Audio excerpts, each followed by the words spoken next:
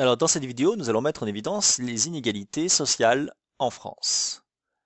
Tout d'abord, nous allons rappeler ce qu'est une inégalité.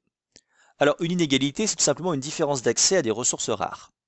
On part d'une différence et elle se traduit en inégalité si jamais il y a des avantages ou des désavantages au niveau économique ou social pour un individu ou un groupe d'individus. Si je prends comme exemple la couleur des cheveux, est-ce que le fait d'avoir les cheveux noirs va générer une plus grande réussite scolaire? Est-ce que le fait d'avoir des cheveux noirs va permettre de plus facilement trouver un travail? Bon, dans les deux cas, vous voyez que les deux réponses à mes questions sont négatives, ce qui signifie qu'on est en présence de différences, mais que nous ne sommes pas en présence d'inégalités. Si je prends comme deuxième exemple l'origine ethnique, est-ce que le fait d'être d'origine maghrébine va accroître ou diminuer les chances de réussite scolaire? Est-ce que cela va accroître ou diminuer la probabilité de trouver un travail? Malheureusement, dans les deux cas, la réponse est diminuer. Ça veut dire quoi? Ça veut dire qu'en fait, on a une différence, l'origine ethnique, mais qu'elle va se traduire en termes d'avantages pour certains, ceux qui par exemple sont d'origine française, et de désavantages pour d'autres, ceux qui en l'occurrence ici sont d'origine maghrébine. Donc cela signifie en fait que cette différence se traduit en inégalité. Alors, parmi les inégalités, on distingue les inégalités sociales qui correspondent à des différences qui sont socialement structurées et qui se traduisent par des avantages ou des désavantages dans l'accès à des ressources valorisées. Par exemple, l'insertion professionnelle. On voit qu'elle est différente en fonction de l'âge, en fonction de l'origine ethnique de l'individu. La réussite ou l'échec scolaire. On voit qu'elle est différente en fonction de l'origine sociale. La représentation politique, le fait d'être député, sénateur, ministre, président. On voit que c'est différent en fonction du genre. Alors, les inégalités sociales peuvent concerner, entre autres, le genre, l'école, les loisirs, l'origine ethnique, la santé, mais également l'âge, avec les inégalités intergénérationnelles. Voyons-les successivement. Tout d'abord, les inégalités liées au genre. Elles existent au niveau des salaires. La France se trouvait au 127e rang mondial sur 134 pour les écarts salariaux entre les femmes et les hommes. À PCS identique, les femmes perçoivent 19% de moins que les hommes. Alors, comme on ne vit pas avec des pourcentages, mais qu'on vit avec des euros, il faut se rendre compte que ça veut dire quoi? Ça veut dire que si vous êtes une femme cadre, vous percevrez en moyenne 1000 euros de moins par mois qu'un homme cadre. Alors, il y a une partie de ces écarts, de ces 19%, qui s'explique de manière tout à fait rationnelle par les écarts de qualification, d'expérience, de secteur d'activité, etc. Mais même si on enlève la part qui est explicable, on a quand même 10% qui demeurent inexpliqués. En fait, ces 10% correspondent tout simplement à ce que l'on appelle de la discrimination. Alors, il y a également des inégalités de genre liées en fait au monde de l'entreprise, à l'accès à l'emploi. On sait que les femmes occupent davantage d'emplois précaires, par exemple, elles sont plus souvent à temps partiel, une femme sur 3, 6% des hommes, ça fait un homme sur 16. On sait qu'elles sont légèrement plus souvent au chômage que les hommes, même si c'est à nuancer quand même, parce que ces derniers trimestres, les taux de chômage sont égalisés. À partir de 35 ans, les femmes se heurtent à ce qu'on appelle un plafond de verre. Ça veut dire qu'elles auront beaucoup de difficultés en fait pour progresser dans la hiérarchie de l'entreprise. Après l'origine ethnique, le second facteur de discrimination au travail, c'est la grossesse. Ça veut dire que si vous avez entre 35 et 40 ans, que vous avez un conjoint, que vous n'avez pas d'enfant, que votre employeur sait que vous avez un désir d'enfanter, ça va être compliqué pour vous de continuer à progresser dans la hiérarchie de l'entreprise. Parce que votre employeur sait que si vous avez un enfant, vous allez être absent, à la fois durant la grossesse, à la fois durant les premières années de l'enfant, parce qu'il sera malade, donc vous ne serez pas toujours là, et quand vous serez là, vous serez plus fatigué. Donc à partir de là, effectivement, ça va constituer un obstacle d'un point de vue professionnel. D'ailleurs, les femmes sont sous-représentées dans les postes à haute responsabilité. Il suffit de regarder les entreprises du CAC 40, on a une seule femme à la tête. Alors on a également des inégalités au niveau des tâches domestiques. Les femmes assument 70% des tâches ménagères, 2 fois plus de temps au niveau des tâches domestiques et éducatives que les hommes. Quand la famille s'agrandit, que le couple a un enfant, puis 2, puis 3, c'est surtout la femme qui va soit s'arrêter de travailler, soit diminuer son temps de travail pour pouvoir s'occuper des enfants et de la maison plus globalement. Au niveau de la vie politique, c'est pareil. On a eu un certain nombre de lois, mais très élevées concernant les parités hommes-femmes. Bon, bah, résultat, 39% des députés sont des femmes, 29% des sénateurs sont des femmes. Il y a encore beaucoup, beaucoup de progrès à faire. Deuxième type d'inégalité, les inégalités scolaires. Alors on sait qu'en fonction de l'origine sociale, que ce soit le diplôme, la PCS des parents, un individu en fait aura plus ou moins d'atouts, de chances de réussir ou d'échouer d'ailleurs. Le problème c'est qu'en fait, il va y avoir des inégalités scolaires mais qui sont cumulatives. Si on commence au tout début, à l'entrée en sixième, on a déjà 20% des jeunes qui sont issus des catégories socialement défavorisées qui ont au moins un an de retard. 20% à l'entrée en sixième sont en retard.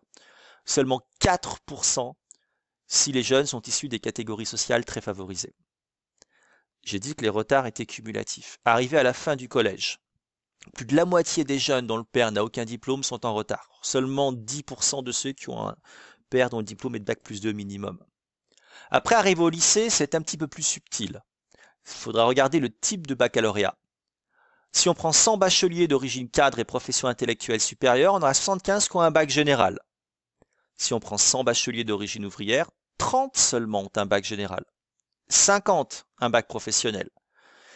Et on sait il faut bien l'avouer, une hiérarchie entre les différentes filières, générale, technologique, professionnelle. C'est bien malheureux. On continue une fois arrivé dans l'enseignement supérieur. Alors là, les inégalités atteignent des sommets. La moitié des étudiants en classe prépa aux grandes écoles sont d'origine cadre, profession intellectuelle supérieure. Il en est de même dans les écoles d'ingénieurs. Inversement, les enfants d'ouvriers à chaque fois sont moins de 10%. En fait, c'est pas compliqué.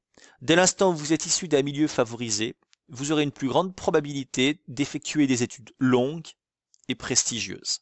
Inversement, si vous êtes issu d'un milieu plus populaire, vous aurez une plus grande probabilité d'effectuer des études courtes, maximum bac+2, et beaucoup moins prestigieuses.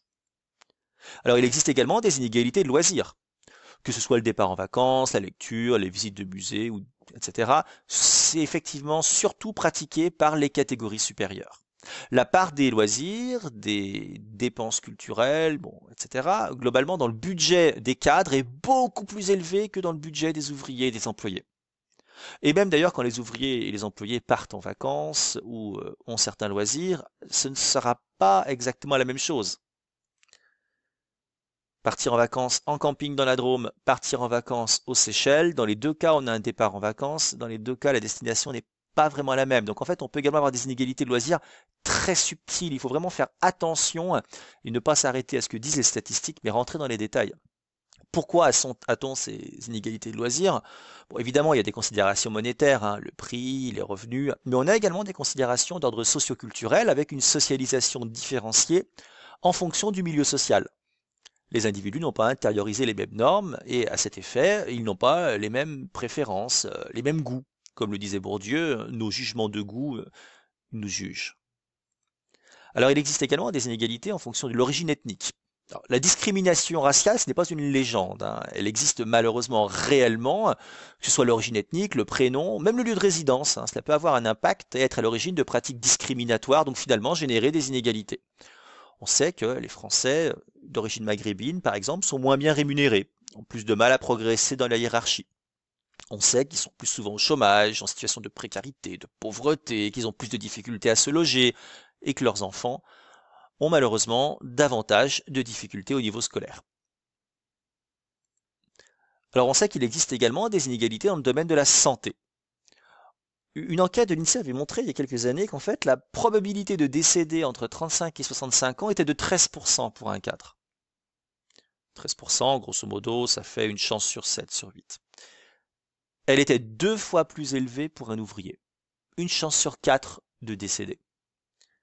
Plus récemment, on a montré que l'espérance de vie à 35 ans d'un cadre sup était de 49 ans. Donc ça veut dire qu'un cadre sup qui arrive à 35 ans peut espérer encore vivre 49 ans de plus, donc jusqu'à 84 ans. Pour un ouvrier, c'est 42,6 ans. Ça fait quand même entre 6 et 7 ans d'écart. On peut en faire des choses entre 6 et 7 ans. Alors, comment explique-t-on ces inégalités dans le domaine de la santé?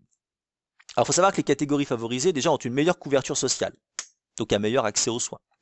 Elles ont une hygiène de vie qui est plus saine au niveau de l'alimentation. Elles ont moins de dépendance, par exemple le tabac, dont on connaît les ravages malheureusement au niveau pulmonaire et autres. Et elles ont plus de pratiques sportives. Je vous ai mis l'exemple des marathoniens. On sait que la course à pied a des vertus au niveau cardiovasculaire qui, bien évidemment, ne sont plus à démontrer. Et globalement, les catégories favorisées prennent davantage soin d'elles-mêmes, de leur corps. Donc tout cela est aux antipodes, évidemment, de ce que font les ouvriers, quand on sait qu'ils ont en plus des activités professionnelles qui sont beaucoup plus épuisantes, usantes physiquement, soit par leur intensité à porter des choses lourdes, soit par le cadre dans lequel elles s'effectuent, travailler dans le bâtiment, sous une toiture en plein été, ou éventuellement en plein hiver. Dans les deux cas, les conséquences peuvent être dramatiques à long terme, et même à court terme d'ailleurs, sur le corps humain. Enfin, il existe des inégalités qui sont intergénérationnelles. On sait que Louis Chauvel a mis en évidence ce qu'il appelle la discrimination démographique. En clair, être jeune n'a pas beaucoup d'avantages, hormis le fait d'être jeune. Les jeunes générations se contentent de salaires qui ne sont pas très élevés. D'ailleurs, l'écart de salaire moyen à 50 ans et à 30 ans est passé de 15 à 40%, ce qui veut dire que les écarts salariaux au niveau intergénérationnel ont beaucoup augmenté en l'espace d'une quarantaine d'années. Aujourd'hui, les jeunes ont beaucoup de difficultés pour trouver un emploi stable. Ils ont effectivement une période d'insertion qui est beaucoup plus longue qu'elle ne l'était auparavant. En moyenne, 2 ans contre 1 an en fait, il y a une vingtaine d'années. Les jeunes vont partir plus tard à la retraite, ils vont davantage cotiser, ils ont plus de difficultés pour se loger, etc.